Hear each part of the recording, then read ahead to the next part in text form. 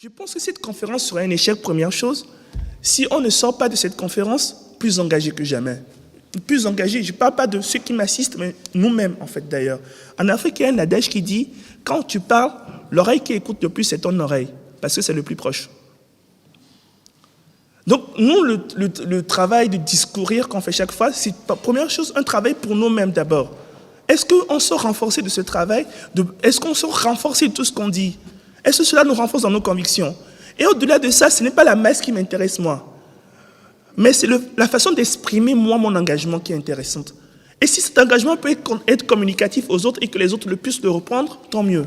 Mais le plus important, justement, c'est de travailler sur son engagement en soi. C'est ça qui est le plus important. Parce que le monde ne change pas par la masse. Le monde change par des personnes convaincues. Il ne faut jamais l'oublier. On a parlé de Lumumba. Il est mort. Mais il y a combien de Lumumba qui sont nés après? On a parlé de Sankara tout à l'heure. Thomas Sankara. Il est mort. Il a dit, mais tuez-moi, il n'y a pas de problème. Il y a des milliers de Sankara qui naîtront. Mais actuellement, il y a combien de milliers de Sankara qui existent dans le monde entier? C'est ça l'évidence. C'est la conviction, ce n'est pas la masse, ce n'est pas mobiliser des gens. Je sais tout le travail que vous avez abattu pour cette assemblée. J'ai vu Moussine travailler, j'ai vu tout. Mais ce n'est pas ça le plus important, ce n'est pas la mobilisation qui compte. Mais est-ce qu'on sort de cette conférence engagée pour changer quelque chose, pour une transformation sociale? C'est ça l'évidence, c'est ça le plus important. Donc, moi, j'ai voulu intervenir sur cette question d'aide en temps de crise.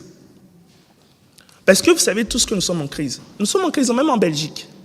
Non pas une crise gouvernementale qui dure depuis l'année passée, certes.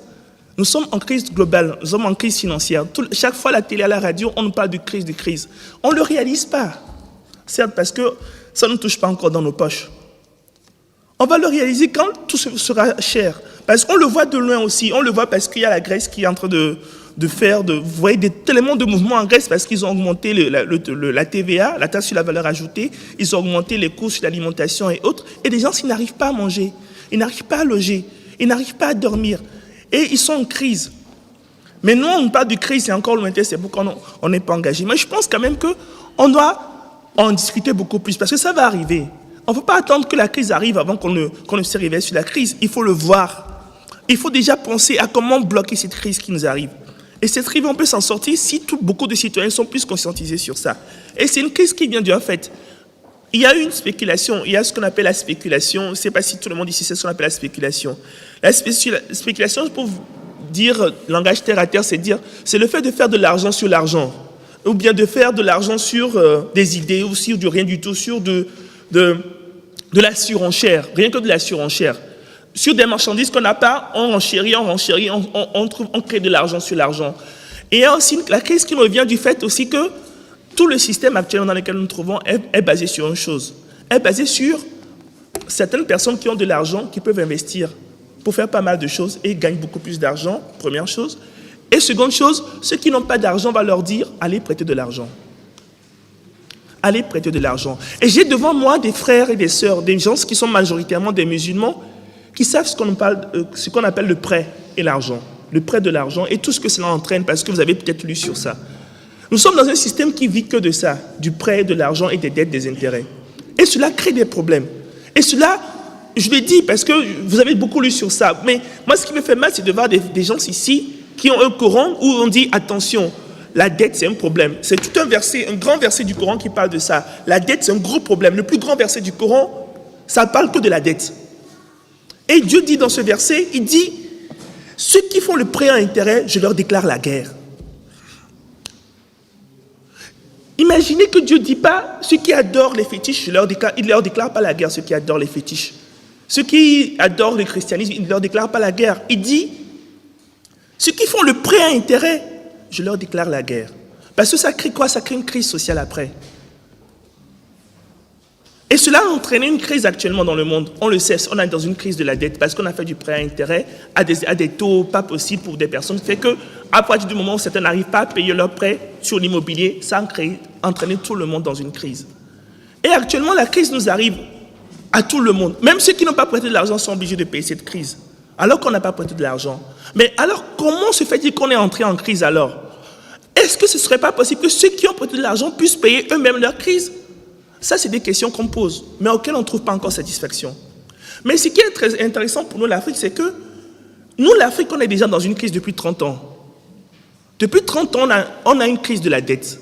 Parce qu'on a fait comme vous, on a prêté de l'argent à un certain moment après nos indépendances. Parce qu'on nous a demandé de prêter de l'argent pour nous développer. C'est une suite logique avec ce que Lido disait tout à l'heure, parce que d'un côté, après les indépendances, on a tué tout ce qui était intelligent en Afrique. Tout ce qui a été intelligent pour pouvoir développer l'Afrique, on les a tués, systématiquement. Ou ceux qu'on n'a pas tués, on les a laissés partir en exil. Donc du coup, on a mis tous les plus grands cancres d'Afrique au pouvoir. Mobutu, entre autres, et moi, mon président que j'ai eu pendant 25 ans, non, plutôt 25 ans, pendant 34 ans au pouvoir, et Adema, qui n'a même pas fait le cours élémentaire, qui n'a même pas dépassé la troisième année primaire. Et c'est lui qui a dirigé le Togo pendant 34 ans. Et ce président qu'on appelle Yadema avait toujours l'habitude de dire, si la France n'a plus besoin de moi, il n'a qu'à me le dire, je vais partir. Un président de la République d'un pays africain qui dit, si la France n'a plus besoin de moi, elle n'a qu'à me le dire, je vais partir. Ça veut dire que ce n'était pas le président des Togolais, n'est-ce pas? C'est le président de qui? Des Français. Et il a dit systématiquement, toujours quand il y avait des problèmes au Togo. Et ce monsieur, qu'est-ce qu'il a fait pour mon pays, par exemple le Togo, autant que Mobutu? Il écoutait beaucoup plus les Français, les Anglais, les Américains que les Togolais, donc il a beaucoup prêté de l'argent, comme ce qui s'est passé tout récemment dans vos pays. Et du coup, après, on a les taux d'intérêt qui ont basculé, et c'est là où c'est très important d'avoir le lien avec l'Amérique latine. Le monde n'est plus un village où tout le monde est séparé l'un de l'autre. Nous sommes dans un village planétaire, où ce qui se passe en Amérique latine a des influences en Afrique. La crise de la dette dont nous parlons ici, cette crise a commencé où? Ça a commencé au Mexique, un pays d'Amérique latine. Ça a commencé au Mexique. Et à partir du Mexique, ça a gagné tout le monde, tout le Sud, l'Afrique, l'Asie. Et c'est pour ça qu'il faut être très attentionné par rapport à tout ce qui se passe un peu partout dans le monde. Et nous, on a eu une crise de la dette à partir des années 80. Et avec la crise de la dette, qu'est-ce qui s'est passé? On a augmenté ce qu'on appelle la TVA. Je ne sais pas si vraiment tout le monde réalise ce que c'est que la TVA. C'est que on produit des choses, vous consommez des choses, mais sur chaque consommation que vous avez, il y a une taxe qu'on prélève. Une taxe, la taxe sur la valeur ajoutée. Et c'est l'impôt, comme on dit sur nous dans le langage, c'est l'impôt le plus injuste qui existe dans le monde. Ça veut dire que tu sois riche, que tu sois pauvre, tu paies la même taxe. Mais le riche, il s'en fout parce qu'il a beaucoup d'argent. Mais le pauvre, il a les conséquences de ça. Donc, pour résoudre la crise de la dette, il faut plus d'argent pour payer ceux qui ont emprunté, ceux à qui on a prêté, d'où on a emprunté de l'argent. D'où quoi? Qu'est-ce qui va se passer? On va essayer d'augmenter la taxe sur la valeur ajoutée pour que vous, les pauvres, nous puissions payer cette dette-là. La taxe, ça va rentrer dans les caisses de l'État pour payer ses intérêts. Et ce n'est pas tout.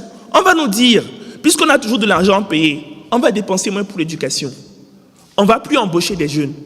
Les jeunes, ils sont déjà très fragilisés, ils n'ont pas d'emploi, ils n'arrivent pas à aller à l'école et autres, mais en plus, on ne va pas les embaucher. Imaginez une personne qui ne travaille pas. Une personne qui ne travaille pas, tout ce que ça représente dans sa vie, il se sent raté. Il se sent perdu. Et ce jeune-là, on ne va pas l'embaucher. Parce que l'État va refuser d'embaucher pour pouvoir payer les emprunts qu'il a fait et payer une dette. Une dette que le jeune n'a pas prêtée, parce que c'est les riches qui prêtent souvent la plupart du temps, les riches et les gouvernements. On ne sait même pas de quoi ils font, ce qu'ils font avec l'argent. On va bloquer les politiques de santé, tout ce qui concerne la santé gratuite, tout ça, on va essayer de bloquer ça. Mais peut-être ici, on ne réalise pas, mais j'étais en Espagne, j'étais souvent en Espagne ces derniers temps, mais l'année passée en Espagne, on était en Espagne pour une activité à l'Ambassade de l'Alternativas entre l'Amérique latine et l'Europe, à l'Ambassade de l'Alternativas. Et c'était le moment où on commençait les plans d'austérité, où le système de santé en Espagne a été complètement bloqué, dérégulé, à cause du fait qu'il faut que l'Espagne rembourse des dettes. Imaginez une personne qui est malade, qui ne peut même pas se soigner. Donc c'est ce que nous, on a vécu en Afrique pendant 30 ans. Et là, tout à l'heure, en commençant, la sœur Sakina parlait de quoi? Elle parlait de guerre, de famine en Afrique.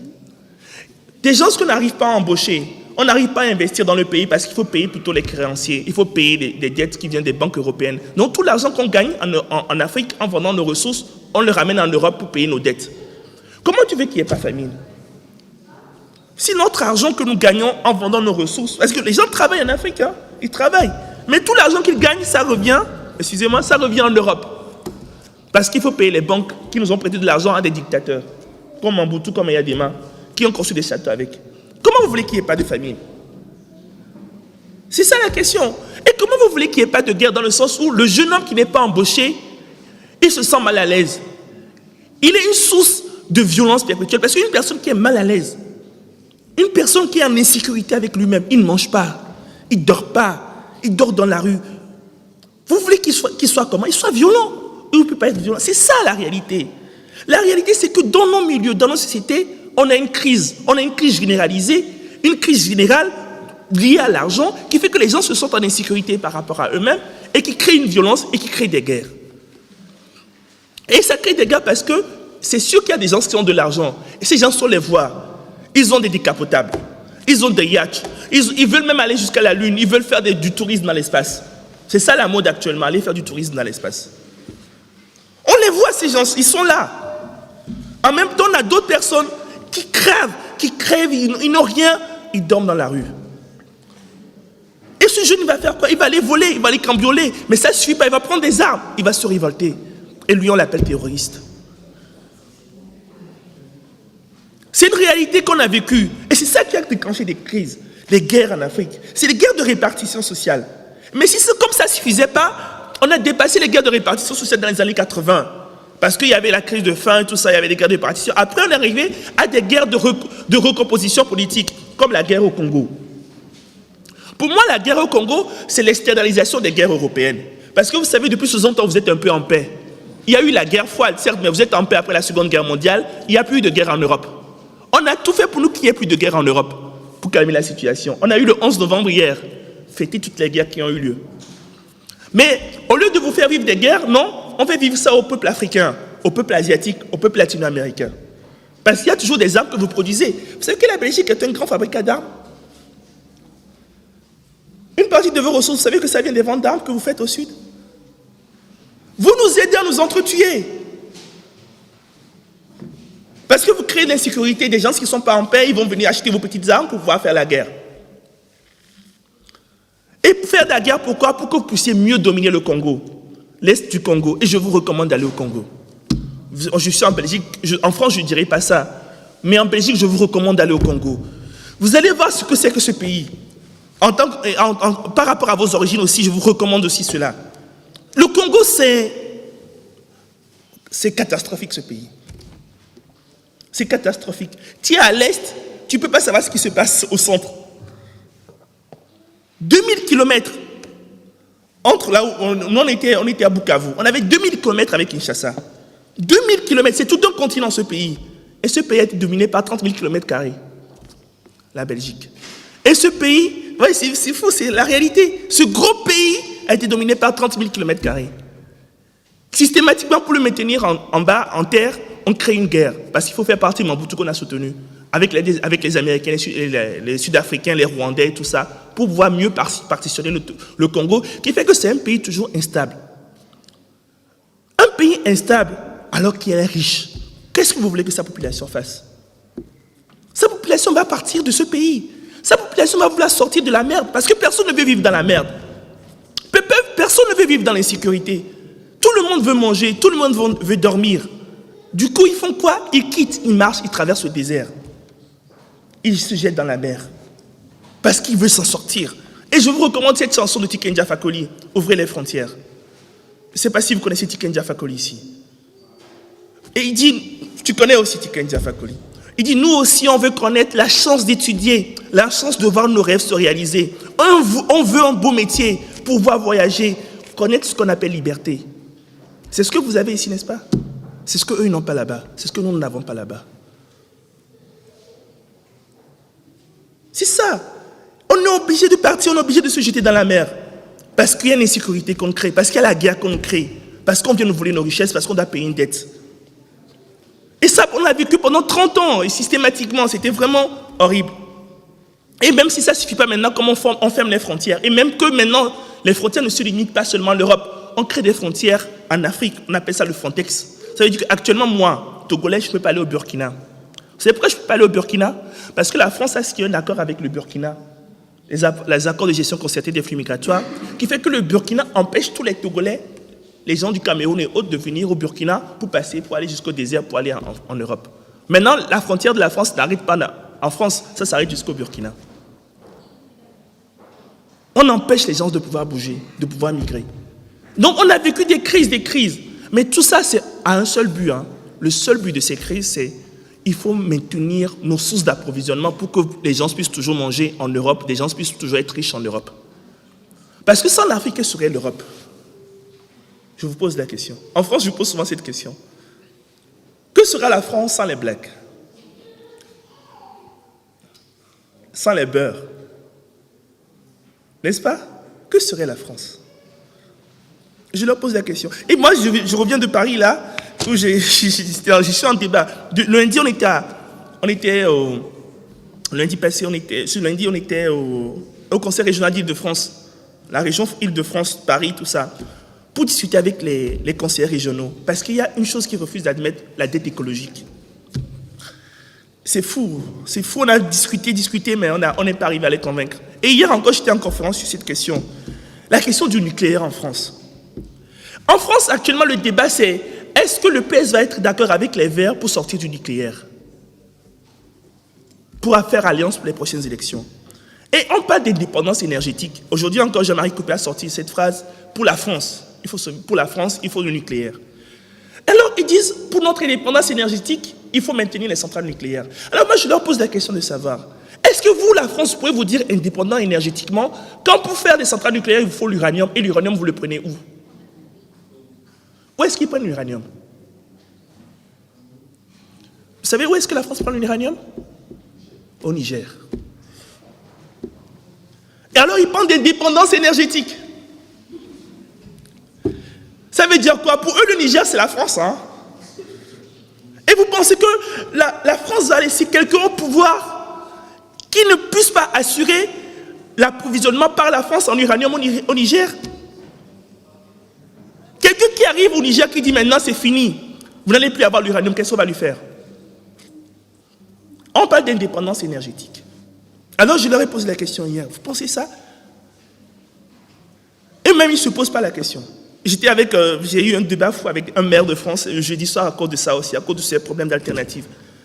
Et c'est pas tout. Vous savez, l'uranium, on le prend bien sûr au Niger, mais vous savez, jusqu'en Virginie, peut-être tu peux me corriger, jusqu'en 2008-2009, l'uranium était vendu à la moitié de son prix sur le marché mondial, au Niger.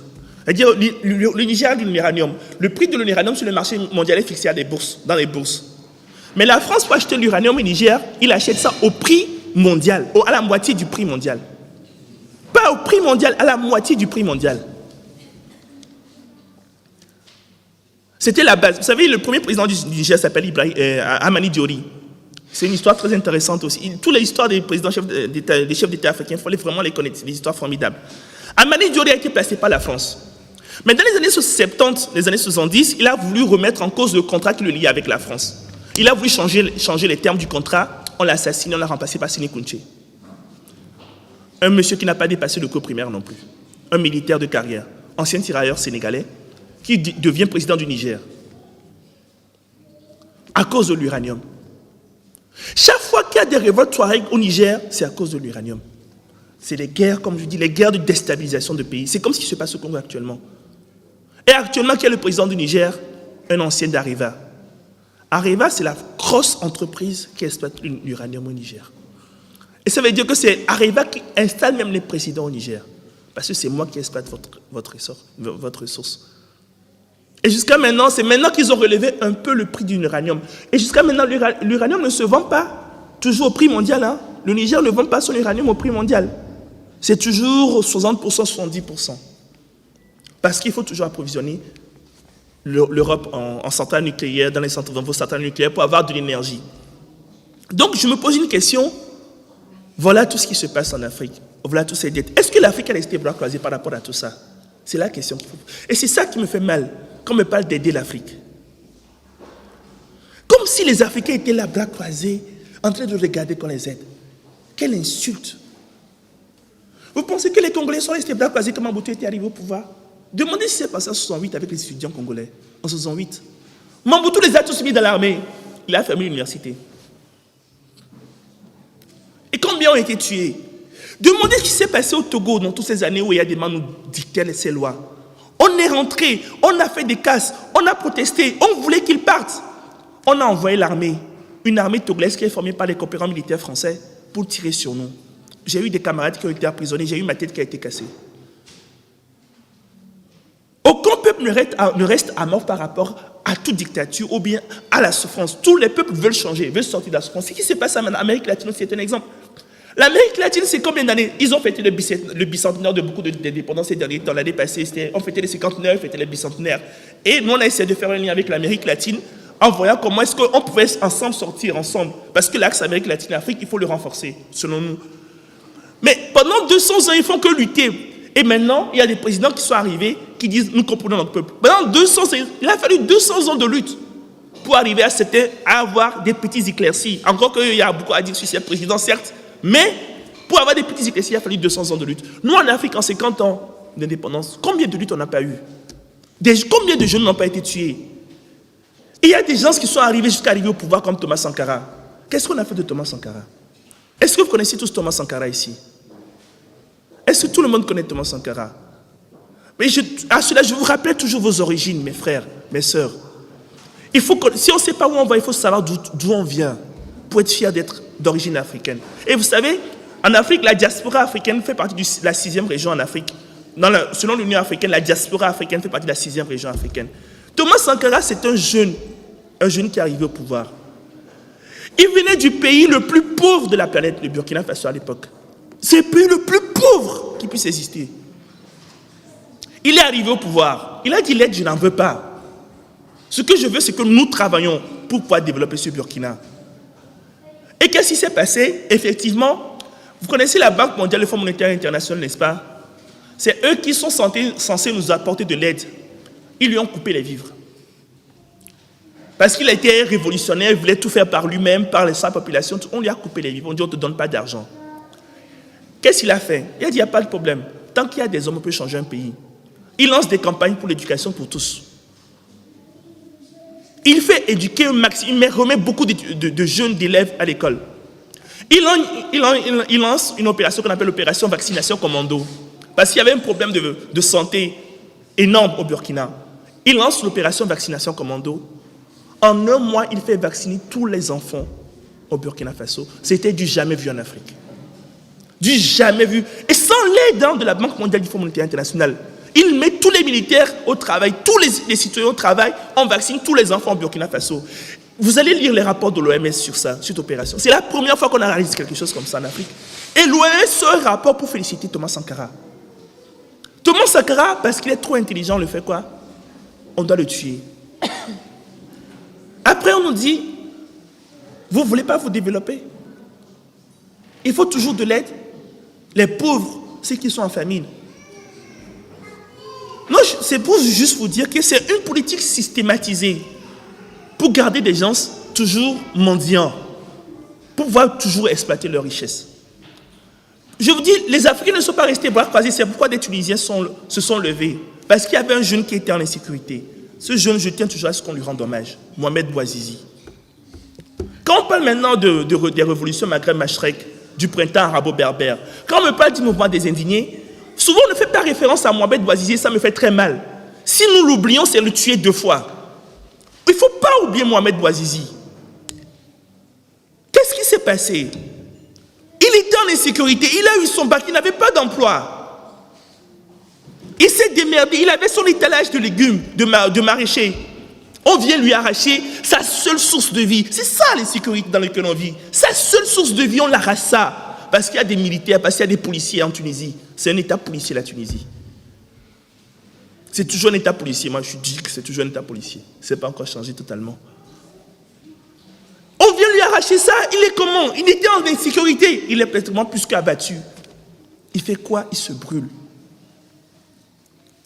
Mes frères, ça me pose toujours la question. Mes frères, mes sœurs, est-ce que nous, on est prêts à se brûler pour changer notre sort, pour changer le sort d'une population?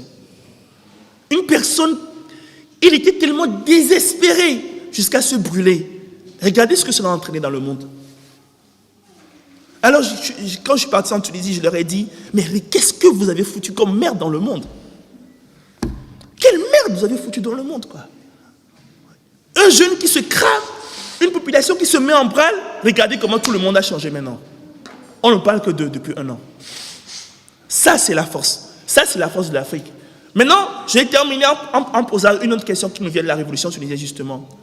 Voilà 1 an qu'on est en révolution, certes, mais quelle alternative nous proposons-nous? Quelle alternative proposons-nous?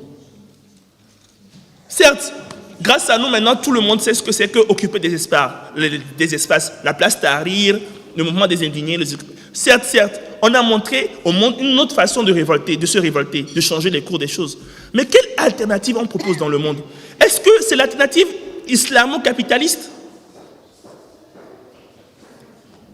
Parce que c'est ça qui monte actuellement. C'est ça mon inquiétude. En ayant en ligne de mire 2 pays, l'Arabie Saoudite et la Turquie.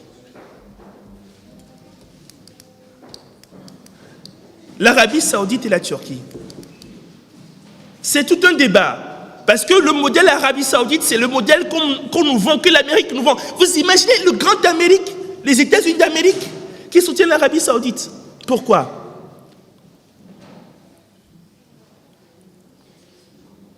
C'est la question, mes frères, mes sœurs.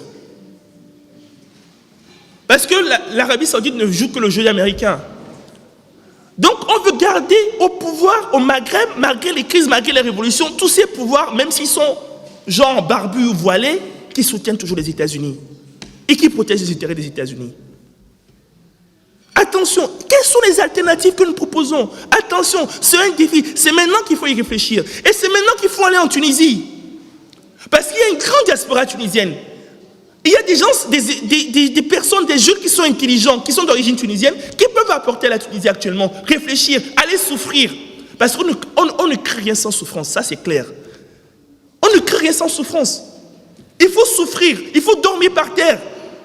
Il faut ne pas manger pour pouvoir développer quelque chose. Nous les Africains, nous en sommes convaincus. Mais il faut aussi que les gens de la diaspora fassent le lien, retournent pour souffrir, pour changer quelque chose, pour apporter quelque chose. Et non pas rester dans le confort ici. Donc la première chose, c'est la question des alternatives après les révolutions. Seconde chose, je vais enchaîner avec ce que j'ai dit tout à l'heure, la diaspora. Pour ces alternatives, il faut justement, non pas de l'aide. Et ça, c'est les Tunisiens qui m'ont appris ça. Je me souviens qu'on était au Parlement européen avec Fatih Chamki, du l'aide d'attaque CDTM Tunisie. Fatih Chamki, la première chose qu'il a dit, quand tu te rappelles Virginie, il dit, je ne suis pas venu ici pour vous demander de l'aide. On était au Parlement européen ici, là, à Bruxelles. On était là, en mars. On a fait, en fait, après le départ de Ben Ali, on a lancé une campagne pour l'annulation de la dette tunisienne. Parce que la dette tunisienne vient de la dette de Ben Ali. C'est une dette, vous savez, tous les milliards qu'on a retrouvés après le départ de Ben Ali. Et ça, c'est des dettes que les Tunisiens payent. Donc, il y a le CADTM, l'attaque CADTM Tunisie, qui a lancé une campagne pour que la dette tunisienne, les Tunisiens ne le payent plus. Malheureusement, les Européens n'ont pas entendu de la même façon. Donc, du coup, on a fait beaucoup de campagnes, de plaidoyer. On est venu par le maire européen ici. Et Fatih Chamki était là. Et Fatih Chamki a dit, première chose à tous les députés européens, je ne suis pas venu ici pour demander de l'aide. La révolution tunisienne, c'est sans aide qu'on l'a faite. Sans votre aide, parce que vous soutenez vos dictateurs. La seule aide que la France voulait apporter à la Tunisie, c'est d'envoyer des policiers pour former les policiers tunisiens réprimés. Vous savez ce qui s'est passé, n'est-ce pas? Avec Michel Alliot-Marie. Il voulait apporter de l'aide pour matraquer beaucoup plus les Tunisiens. C'est pourquoi on l'a délogé. Vous savez ce qui s'est passé, n'est-ce pas? Si vous n'avez pas suivi cette partie-là. Michel Alliot-Marie a dit, quand la révolution tunisienne a commencé, Ben Ali, tu ne sais pas garder tes citoyens. Mais demande-nous de l'aide. On va t'envoyer des policiers, on va t'envoyer des matraques pour pouvoir mieux maîtriser les citoyens tunisiens. Vous imaginez ça? C'était de l'aide que la France voulait apporter à la Tunisie. Alors, ben, voilà, Fatih Chamki a raison de dire, on a fait la révolution sans votre aide. On sait qu'on peut s'en sortir sans vous. Mais on a besoin quand même de solidarité. C'est ce que je voudrais dire ici. C'est pourquoi je suis très enchanté du programme que vous avez fait. Parce qu'on a commencé justement par ce projet au Sénégal. Ce n'est pas un projet d'aide aux Sénégalais. Les Sénégalais n'ont pas attendu ça, non. C'est un projet de solidarité.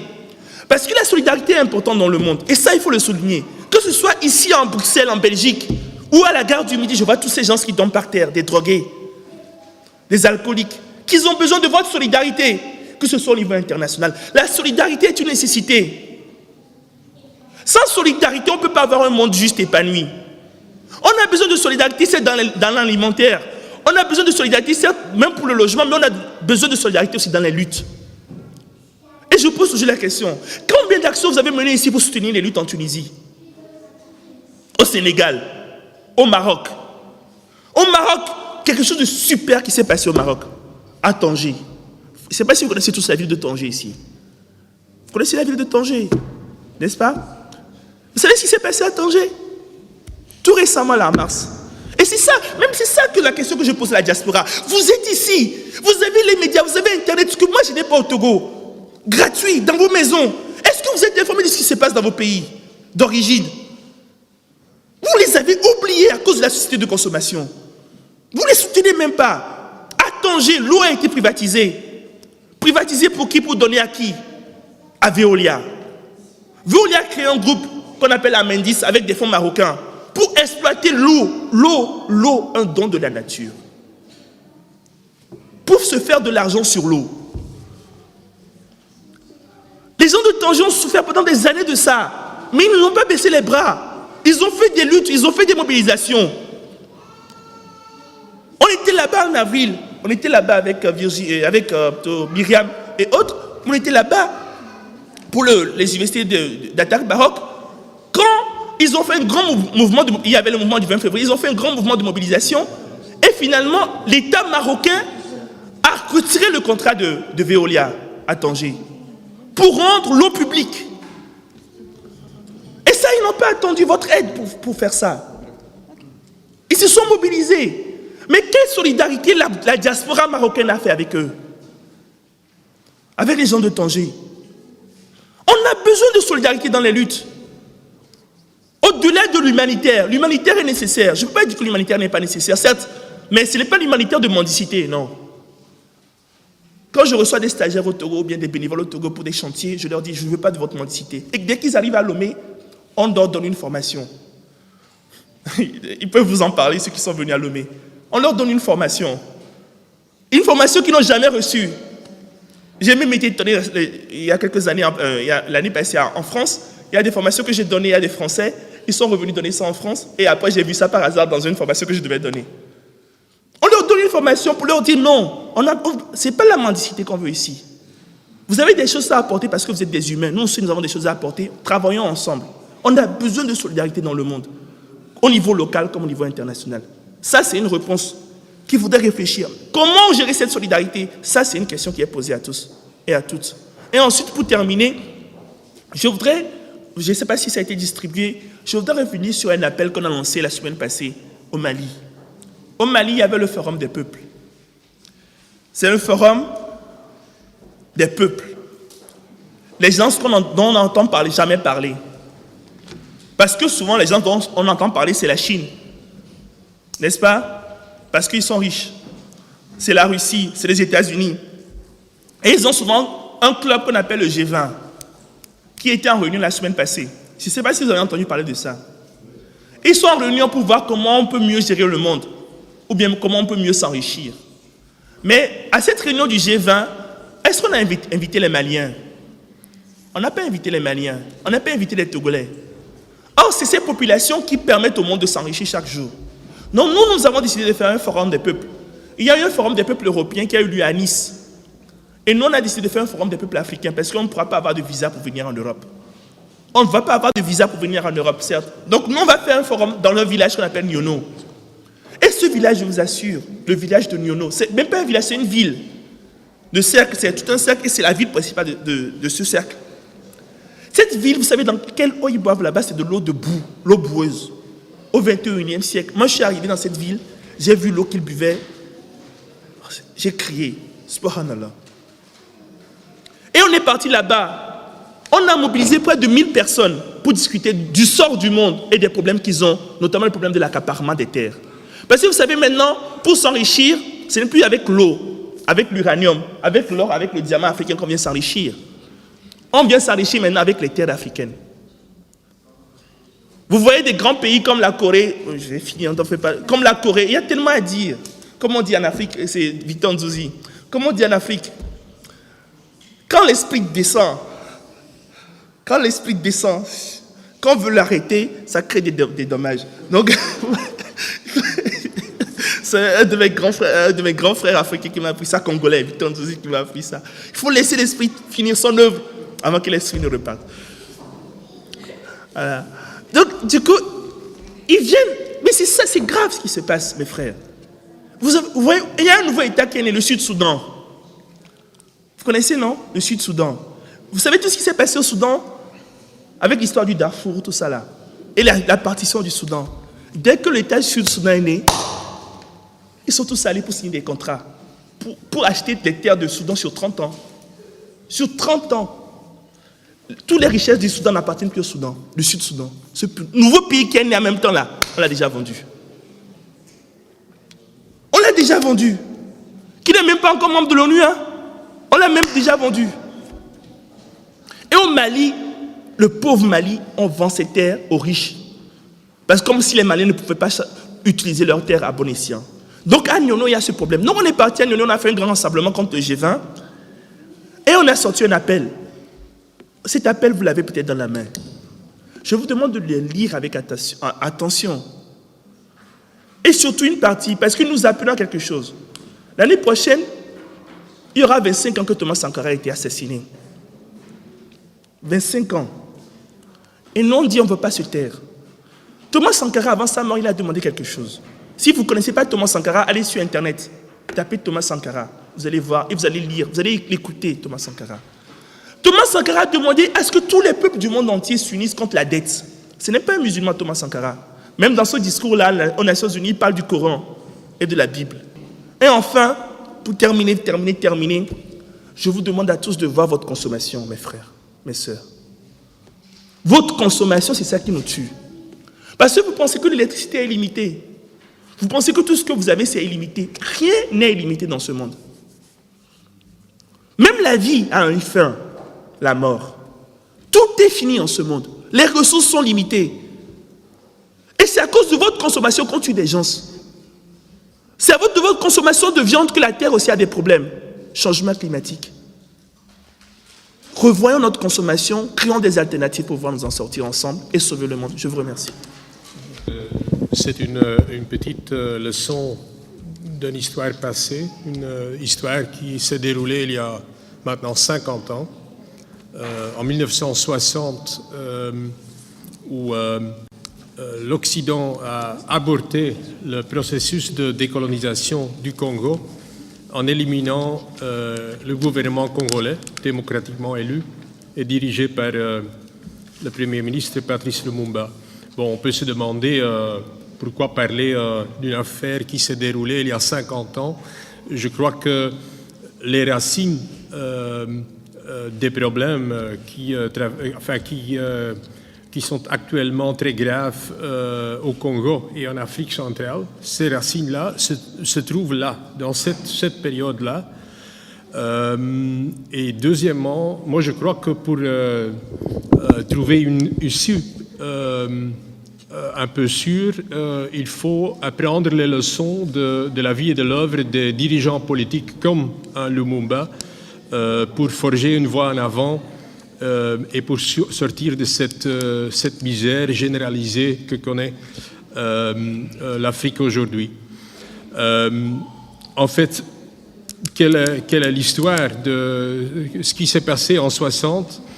Il y avait, à la grande stupéfaction de la Belgique, qui avait une vision extrêmement bornée et à court terme sur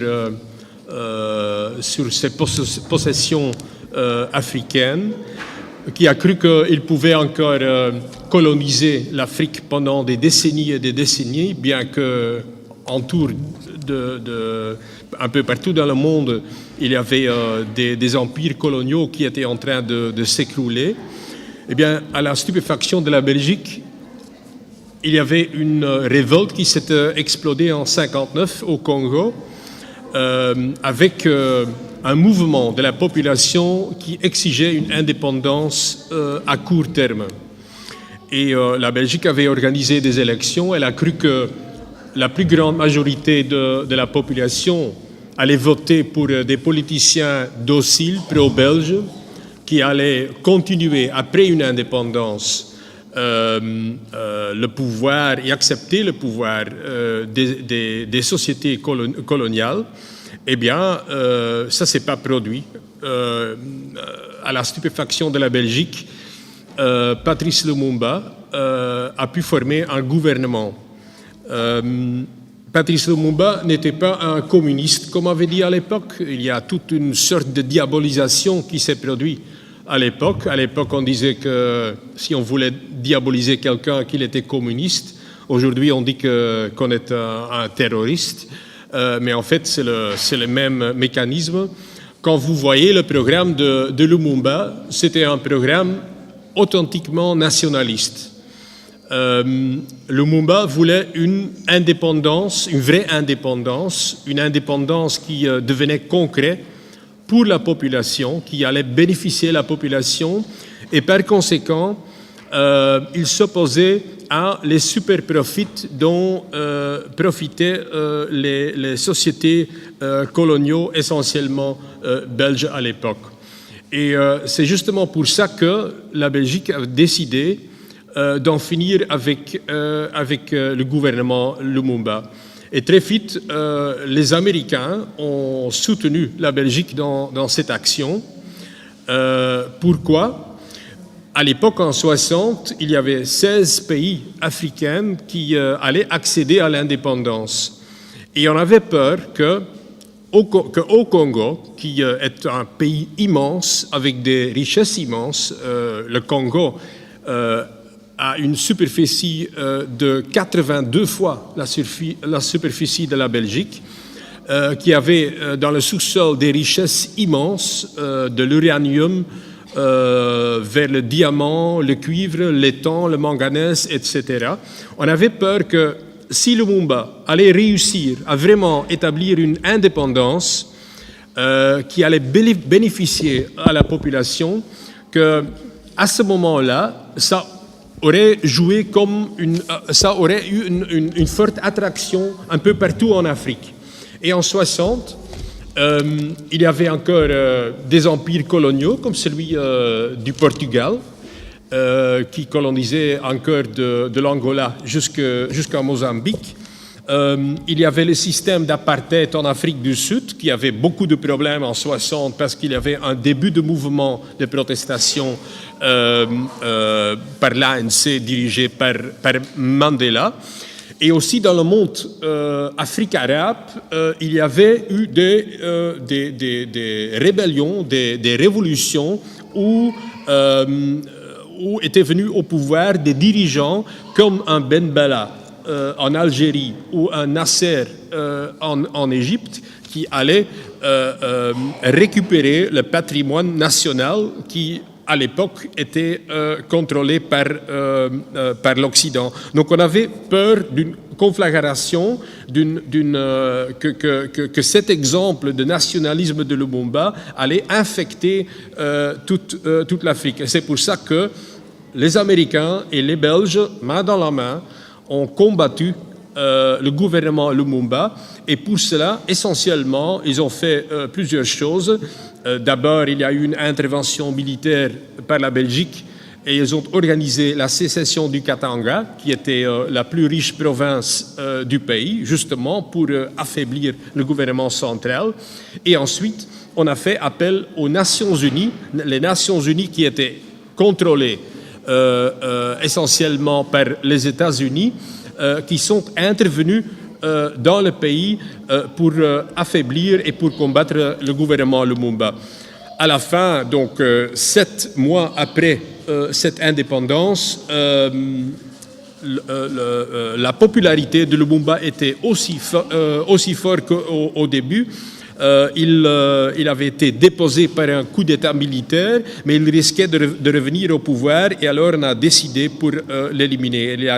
Il a été donc assassiné au Katanga, qui à ce moment était contrôlé par des militaires belges. Bon, maintenant, quel était le problème avec Lumumba? C'était que il avait introduit un programme gouvernemental qui prenait une sorte d'économie mixte. Donc, il acceptait le capitalisme, mais en même temps, il voulait développer une sorte d'économie nationale il voulait développer une infrastructure nationale qui, à ce moment-là, n'était pas là. Il y avait une infrastructure, mais justement pour récupérer toutes les matières premières qu'on avait trouvées dans le sous-sol pour les exporter vers l'Occident. Et il voulait développer aussi l'internationalisme, aider les mouvements qui luttaient encore en Afrique pour l'indépendance. Il voulait les aider à réussir cette indépendance. Et il disait, aussi longtemps qu'il y a encore un pays qui n'est pas indépendant ou qui est sous le joug du système d'apartheid, aussi longtemps nous autres, nous ne sommes pas libres. Et c'est pour ça qu'il a été liquidé. Maintenant, quand je dis que les racines des problèmes d'aujourd'hui sont là, je crois que c'est parce qu'en 60 et dans les années après, on avait éliminé toute cette classe politique autour de Lumumba parce qu'elle était trop indépendante, parce qu'elle était trop nationaliste. Et comme j'avais dit au début, les Belges n'ont jamais préparé le Congo pour cette indépendance. Il n'y avait pas une vraie économie nationale, donc il n'y avait pas une bourgeoisie nationale, une élite nationale. Et donc, en éliminant les dirigeants autour de Lumumba et Lumumba lui-même, il n'y avait pas vraiment quelqu'un qui pouvait tenir ensemble ce pays immense avec des dizaines de différents peuples, avec plus de 200 langues qu'on y parle. Et c'est pour ça qu'on était forcément... qu'on devait absolument installer une dictature militaire pour tenir ce pays ensemble. Et c'est quelque chose qu'on a fait. On avait mis dans la salle, dans la capitale, Mobutu, qui a pris le pouvoir qui est resté au pouvoir jusqu'en 96 et qui a laissé le pays complètement en ruine. Et je crois que ça explique un peu pourquoi cette lutte contre Lumumba a provoqué ou a laissé instaurer une dictature qui, jusqu'aujourd'hui, a laissé ses conséquences sur la situation en Afrique centrale.